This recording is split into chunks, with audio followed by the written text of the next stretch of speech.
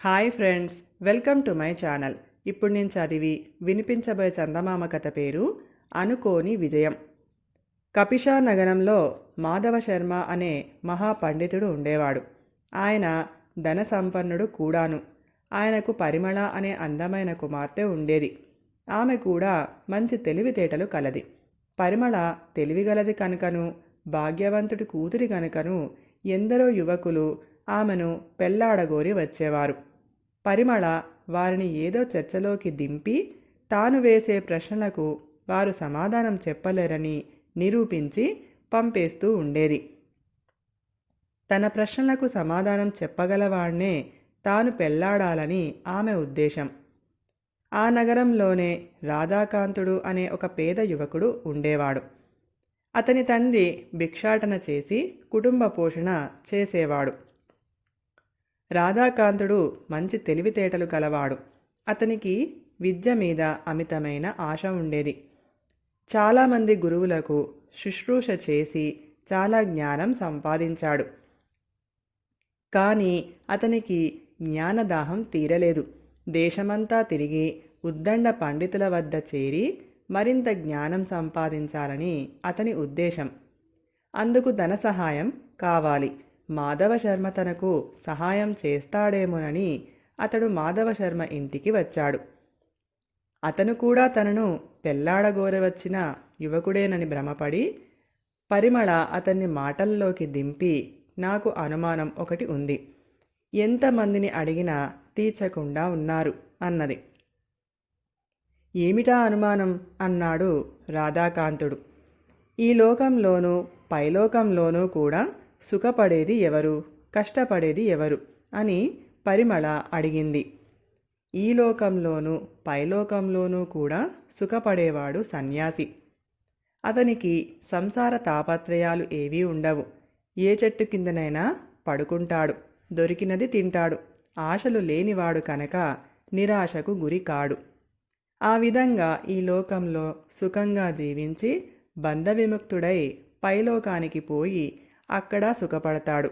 ఈ లోకంలోనూ పైలోకంలోనూ కూడా కష్టపడేవాడు బిచ్చగాడు. వాడి ఇహలోక జీవితం అంతా కష్టాలతోనే గడుస్తుంది. ఎండకు ఎండుతాడు, వానకు తడుస్తాడు, చలికి వణుకుతాడు. వాడి కాలం అంతా కడుపు నింపుకునే ప్రయత్నంలోనే గడుస్తుంది. ఆ కడుపు ఏనాడు నిండదు.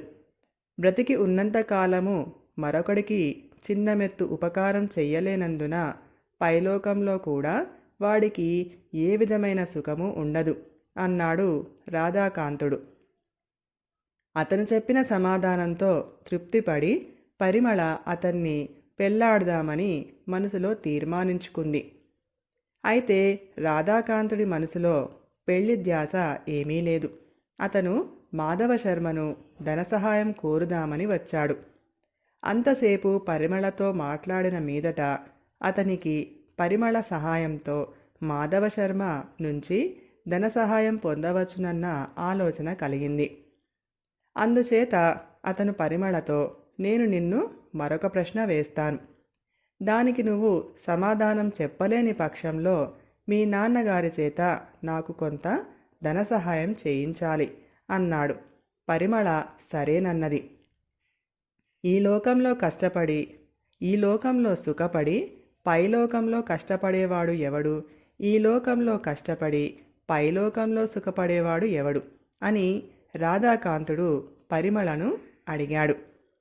పరిమళ కొంచెం ఆలోచించి, ఈ లోకంలో సుఖము, పైలోకంలో కష్టము పొందేవాడు దుర్బుద్ధి గల ధనికుడు. అతను డబ్బు సంపాదించటం కోసం ఏ పాతకానికైనా ఒడిగడుతాడు. ఎంతమంది సుఖాన్నైనా బలి పుచ్చుకుంటాడు. ఇలా బ్రతికినవాడు పైలోకంలో సుఖపడడు. ఈ లోకంలో కష్టపడి పైలోకంలో సుఖపడేవాడు యోగి. అతను ఈ లోకంలో సమస్త సుఖాలన్నీ విసర్జించి శరీరాన్ని తపింపచేసి చచ్చిపోయి ఉత్తమ లోకాలను చేరుకుంటాడు అన్నది. తన ఆశయం నెరవేరనందుకు రాధాకాంతుడు చిన్నబుచ్చుకున్నాడు. ఇంతలో మాధవ శర్మ వచ్చి, నాయనా, మా అమ్మాయి అడిగిన దానికి సరి అయిన సమాధానం చెప్పావుట. ఆమె నిన్ను పెళ్లాడటానికి ఒప్పుకున్నది. నీకు కూడా సమ్మతం అయితే మీ ఇద్దరికీ పెళ్లి చేసేస్తాను అన్నాడు. రాధాకాంతుడు మొదట నిర్ఘాంతపోయినాడు. తనకు అనుకోని విధంగా కార్యం సిద్ధించినందుకు సంతోషించి అతను పరిమళను పెళ్లాడటానికి తన సమ్మతి తెలిపాడు. కథ సమాప్తం. ఈ కథ గనుక మీకు నచ్చినట్లయితే ప్లీజ్ లైక్ చేయండి, షేర్ చేయండి. మరిన్ని మంచి మంచి కథల కోసం మా ఛానల్ని సబ్స్క్రైబ్ చేసుకోండి. Thank you.